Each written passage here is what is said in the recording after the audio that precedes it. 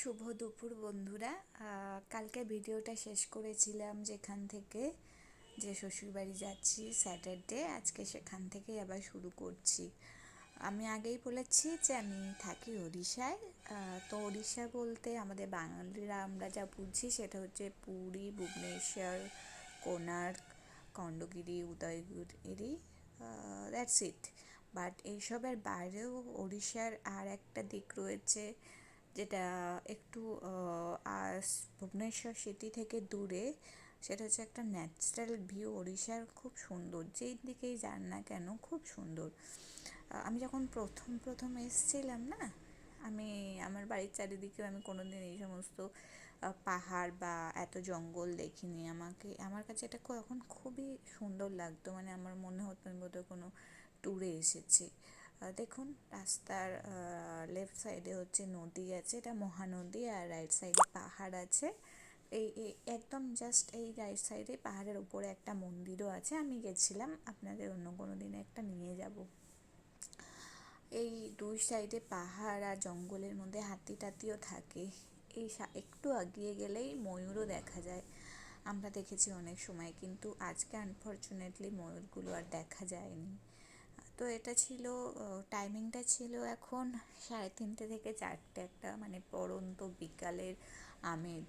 বাইরের রোদ্দুরটা খুবই ব্রাইট ছিল, গরম অতটা ছিল না, বাট খুব ভালো ছিল। এখন আমরা যেদিকে যাচ্ছি তার যদি অপোজিট থেকে আসি না, মানে ওদিক থেকে আসলে দৃশ্যটা আরও মনোরম হবে।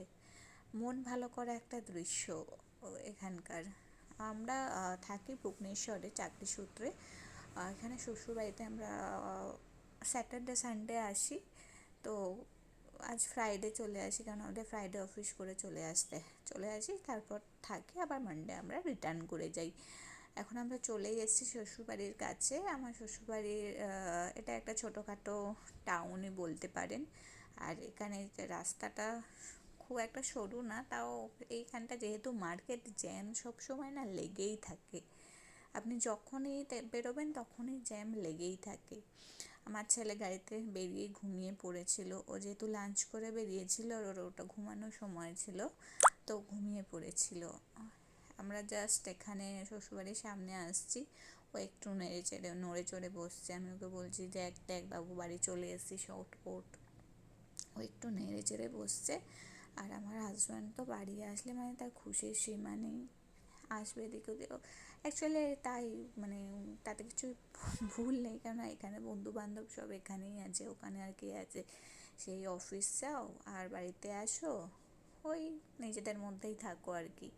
এখানে আসলে একটু বেরোতে পারে, রাস্তায় বন্ধুদের সাথে একটু ঘুরে বেড়ায়, নিজের লোকজন। আমি সেটা বুঝতে পারি, কেন কি আমি তো মানে কতদিন হয়ে গেছে নিজের লোকজন মানে ওখানে বাড়ি যাওয়াই হয় না। যাই হোক, গল্প করতে করতে চলে এলাম আমার শ্বশুরবাড়িতেই। যে গ্রিন গেটটা দেখতে পাচ্ছেন, এটাই হচ্ছে আমার শ্বশুরবাড়ি। তো এসে শাশুড়ি রান্না করে রেখেছিলেন শাক ভাজা, মাছের ঝোল, আর একটা শাক ভাজা আমার কাকিমা শাশুড়ি দিয়েছিলেন। তো এই করে আমরা লাঞ্চটা করে নিয়েছি। এর মধ্যে আমার ছেলে উঠে গিয়ে পুরো অ্যাক্টিভ আছে, কেন ঘুমটা হয়ে গেছে। এখন উনি পেন্টিং করতে বসেছেন। পেন্টিং বলতে দেয়ালের মধ্যে দেখা যাচ্ছে, বোঝা যাচ্ছে কি আমি জানি না, মানে ব্লু পেন নিয়ে একদম চারিদিক মার্ক করে দিচ্ছে। এটা হচ্ছে পরের দিন সকালের দৃশ্য। আমি ঘুম থেকে উঠে একটুখানি বাইরে এলাম ব্রাশ করতে করতে। গেট থেকে একটুখানি বাইরে এলাম, এসে এখানে একটা ছোট্ট একটা বাগান আছে বলতে পারেন। বাগান মানে সেরকম কিছু নয়, এই তুলসী গাছ আছে, কিছু ফুল গাছ আছে। আর এই যে ডান দিকের গাছটা দেখতে পেলেন, ওটা আমরা এনেছিলাম 2 বছর আগে। যেহেতু মাটি নেই, ওই টবের ওপরেই বসানো আছে এই গাছটা। ভালো একটা ঝাউ গাছের মতো গাছ। তারপর এখন সকালে আমি একটুখানি ভিডিও রেকর্ড করছিলাম আপনাদের গুড মর্নিং জানাতে গিয়ে। আর এটা আমি আমার শ্বশুরবাড়িতেই আছি। এটা আমার শাশুড়ির ঘর, শাশুড়ির অনেক দিনের আলমারি। এখন আমি সকালে একটু চা রুটি খাচ্ছি, তার মধ্যে চিনি ফোল্ড করে, আমার তো বেশ ভালো লাগে।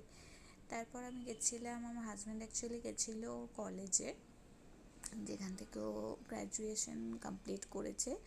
ওখানে ওর সার্টিফিকেটটা আসলে নেয়নি, তো ওকে বারবার ফোন করছিল যে এসো সার্টিফিকেট নিয়ে যাও, নাহলে যিনি সার্টিফিকেট আসলে দেবেন তিনি রিটায়ার করে যাবেন, তো অন্য কেউ আসলে প্রবলেম হবে, সে মানে প্রবলেম কিছু না আছে, কিন্তু টাইম টেকিং হতে পারে।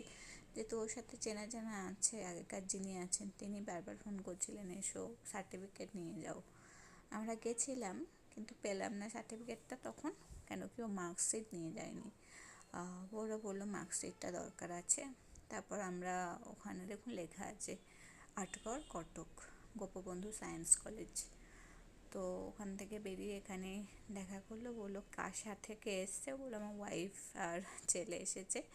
তারপর বললো যে না ওটা তো চাই, তাছাড়া হবে না। তারপর রিটার্ন চলে এলাম, এসে আমরা ভাত খেতে বসেছি। আজকের মেনু খুব সিম্পল, মাছ সর্ষে দিয়ে একটু ভাজা, ডাল আর বেগুন আলু ভর্তা, পাঁপড় ভাজা, বাস। কিন্তু এটারও একটা স্টোরি আছে, মানে আমি শেষের ভিডিওটা নিলাম। এই মাছটা না 3-4 দিন আগেকার ফ্রিজে ছিল, সুতরাং আমি যখন ভাজছিলাম তখন একটা শুটকি মাছের মতো গন্ধ ছাড়ছিল। আর আমি শুটকি মাছ একদমই পছন্দ করি না, তার জন্য আমি ভাতটা খেতেই পারিনি প্রায়। ভাতটা আজকে নষ্ট হলো, কি করব, আমার ভীষণ শুটকির একদম গন্ধ সহ্য করতে পারি না। কিন্তু এরা আবার শুটকি খায়, কিন্তু আমি থাকলে বেচারিটা খেতে পায় না। তো ভাতগুলো নষ্ট হলো, কি করা যাবে, ভাতগুলো নষ্ট বলতে কি ফেলা যাবে না, কুকুরকে দিয়ে দেবো, মাছ দিয়ে বেশ ভালো মতোই খাবে, কিন্তু আমি খেতে পারলাম না আজকে ভাতটা। নাহলে আমি আবার একটু মানে ভাত খাওয়া মানুষ, আমার ভাত ভালো, সবথেকে বেশি আমার ভাতই ভালো লাগে। ভাত মুড়ি এগুলো সব আমার ভালো লাগে, ভাত খেলে মনে হয় পেটটা একটু ভরলো।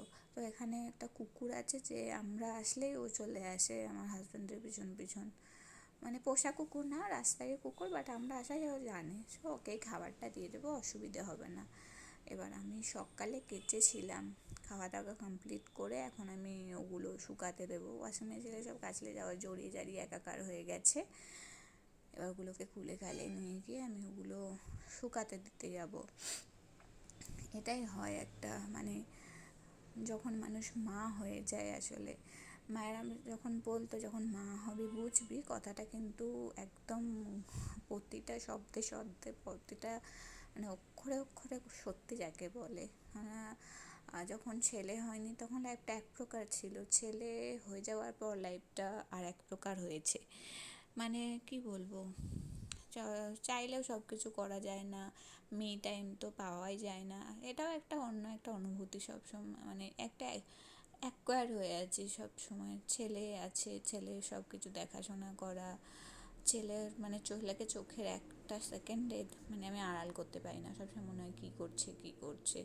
আর আমার ছেলে খুব মানে নটি, ওকে একটুখানি চোখের আড়াল করে দিলে কী না কী করবে তার ঠিক নেই। তো ওকে আমরা খাওয়া দাওয়া করছিলাম, তার মধ্যেই ওর ভীষণ ঘুম পেয়ে যায়, আর ওই কারণে আমি ভাতটা পুরো আরও খেতেও পারি না, ও এত ঘুম পেয়ে যায় যে ও খুব বায়না করছিল, আমি তাই ওকে শুইয়ে দিলাম। শুইয়ে টুইয়ে দিয়ে আমি ও ঘুমিয়ে পড়লো। তারপর আমি বাসনপত্রগুলো তুলে নিলাম, তুলে নিয়ে এই জামা কাপড়গুলো আমি মেলে দিচ্ছি এবার। মানে সকালে মানে কেচেছিলাম অনেকগুলো, ওগুলো মানে সকালে কেচেছিলাম অনেকগুলো, জল কাজ করে দিয়েছিলাম মানে জাস্ট ডেটল দিয়ে, তো আর এগুলো ওয়াশিং মেশিনে দিয়েছিলাম। এগুলো মেলে দিচ্ছি, নাহলে আবার শুকাবেও না, এখন মেলে দিলে এগুলো শুকিয়ে যাবে সন্ধে পর্যন্ত, তো সন্ধে পর্যন্ত শুকিয়ে গেলে তুলে, কারণ আমার শাশুড়িও বলে প্লাস মাও বলে কি সন্ধ্যের পরে জামা কাপড় বাইরে থাকলা ভালো না আর কি। যদিও আমি একদম মানে কাকে কী বলবো, আমি মানে কিছুই এমন মানি না, যতটা মানার মানে কিছু মানে না বলতে কি আমার খুব একটা ওই নজর লাগা এইসব বিশ্বাস নেই, কিন্তু মা শাশুড়ি যেহেতু বলে তাই চলুন বাই।